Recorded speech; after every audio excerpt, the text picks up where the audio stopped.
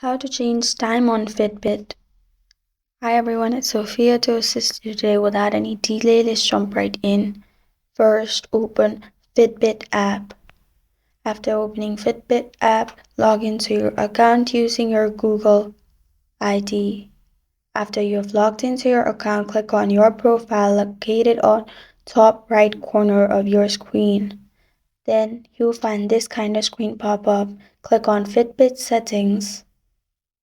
In here, you'll find date, time, and units. Click on date, time, and units. Then go to time zone. After clicking on time zone, turn off set automatically.